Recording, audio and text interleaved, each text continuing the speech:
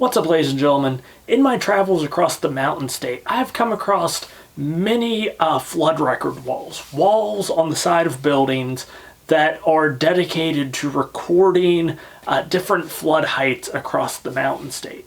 I have come across a couple flood memorials.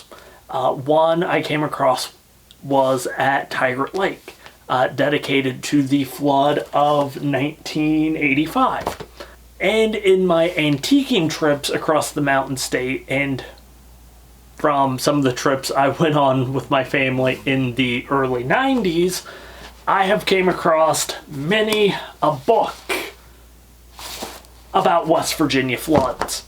And I am aware that some of you are not from the Mountain State, so I thought I'd take this opportunity to explain the importance that floods have played in West Virginia history, and just some of the floods that have shaped West Virginia history. And that's what we're going to talk about today.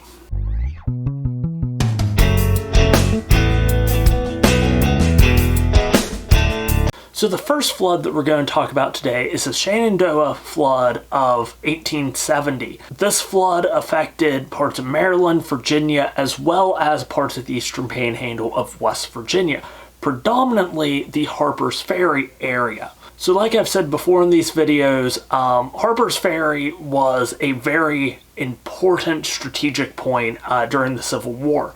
And because of that, it changed hands more than a dozen times actually during the Civil War. When the war wrapped up, reconstruction of Harper's Ferry quickly began. Now, at this point, Harper's Ferry was kind of two different communities. In the early 19th century, a canal was dug that made part of Harper's Ferry an area that would become known as Virginius Island, which was a very industrial community in Harper's Ferry. Then the Civil War happened, which destroyed much of Harper's Ferry. A lot of damage was done to that community. But by 1965, when the Civil War had formally wrapped up, reconstruction had begun on the town, and it was quickly kind of reassembling back to that industrial powerhouse it had once been. Then you have the flood of 1870. So the summer of 1870 was a very dry one. A lot of moisture got trapped in the air. Then on the evening of September 28th, that dry spell broke, and all that moisture that had been trapped up in the atmosphere came down very rapidly. The river came to crest at about 30 feet above its normal level, and this raging river essentially wiped Virginius Island right off the map. Of the 50-some estimated casualties from this flood, 43 were from the town of Harper's Ferry. Damages across West Virginia, and Maryland were estimated to be nearly $5 million. Now, that flood didn't just affect West Virginia. It affected parts of Virginia, Maryland, and really the entire mid-Atlantic area of the United States. So the effects of that flood went well beyond the Mountain State. The next flood we're going to talk about is the flood of 1916. This was a flood more in the southern part of the state that also had ramifications for West Virginia far beyond the area. So in the early hours of August 9th, 1916, a severe storm hit southern West Virginia, specifically the eastern part of Kanawha County in the Paint and Cabin Creeks area. If that name sounds familiar, it should, especially if you've watched my videos on the Southern Coal Wars and the Battle of Blair Mountain. The area got hit with nearly half a foot of rain in under 5 hours.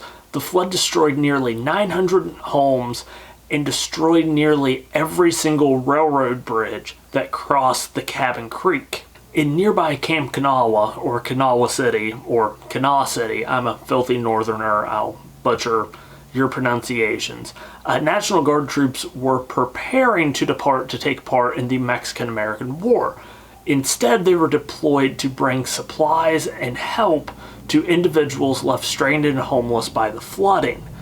Now, this is significant. 4 years earlier was the big Paint and Cabin Creek strikes, where the National Guard had actually been sent in to put down the strike, so this led to some high tensions within these communities. Luckily, level heads prevailed.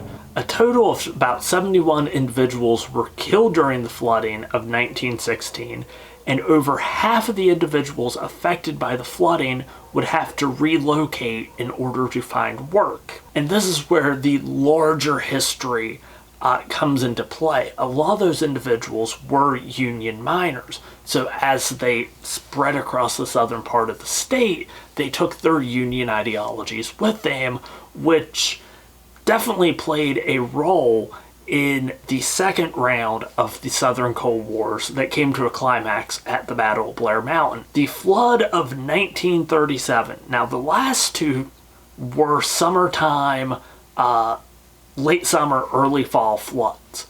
Those are the ones that most often hit West Virginia. The flood of 1937, on the other hand, was a late winter, early spring flood. The flood hit in January 1937, which had been unusually warm, and this caused the snow to rapidly melt, and simultaneously the area got hit with about 19 consecutive days of rain. This flood essentially caused the Ohio River to break bank from Pittsburgh to Cairo, Illinois. This flood in 1937 fully submerged Wheeling Island and forced thousands to evacuate from their homes. Down in Huntington, most of the downtown area was flooded, killing 5 in the process, and again, thousands had to be evacuated. Nearly 400 people were killed nationwide, and over $500 million in property was destroyed, forcing nearly 1 million people to be relocated. If it wasn't for the Dust Bowl, the flood of 1937 would be seen as the most catastrophic natural disaster of the 30s. Now we get to the flood of 1985. Again, there are a lot of books written about the flood of 1985. If you went to any tourist destination in the late 80s to like mid-late 90s, you probably saw books like this in the gift shop. I think there's total like 5 or 6 books written about the flood of 1985. The flood of 1985, better known as the Killing Floods, or in Virginia, the Election Day Floods, was caused when a warm air storm pulled moisture that was left behind by Hurricane Juan out of the sky and dumped massive amounts of rain on parts of West Virginia and Virginia. Rain totals were estimated between 4 and 8 inches of rain for some areas between November 3rd and November 5th. Rivers affected included the Potomac, the Greenbrier, the Little Kanawha, the Cheat, the Tiger, and the West Fork rivers. The hardest hit areas were Pendleton and Grant counties, but many other communities were devastated. The flooding killed nearly 50 people and did an estimated $1.4 billion in damages across West Virginia and Virginia. But the last flood we're going to talk about is the flood of 2016. Very recent, but still very important that we talk about it. On June 23rd, between 8 and 10 inches of rain hit areas of Clay, Nicholas, Webster, and Greenbrier counties. This rainfall shattered many towns' single-day rainfall records. The Cherry, Meadow, and Elk Rivers quickly broke bank in what was considered by many to be a 1,000-year flooding event. When the waters receded, 23 people had been killed and more than 2,500 homes and businesses had been damaged, with another 1,500 completely destroyed. In the weeks, months, and years to follow, many have been super critical of the state of West Virginia's response to the floods of 2016. It's also significant to note that this was one of the first major disasters in West Virginia after the rise of social media, which allowed many people to watch the events of this flooding play out in real time. Now, there has been one book written to date about the flood of 2016. It was written by an individual that I think was a young teen when he wrote it, but for as many accounts and pictures that are out there about the flood of 2016, I do find it weird that there hasn't been more written about the flooding. Now, part of me believes this is due to the fact that people are waiting to see what becomes of the lack of a government response for the flood. You know, they don't want to write a book and then have to come back again and write a different one when all the facts and all the information is brought out about how the state government really dealt with the flooding.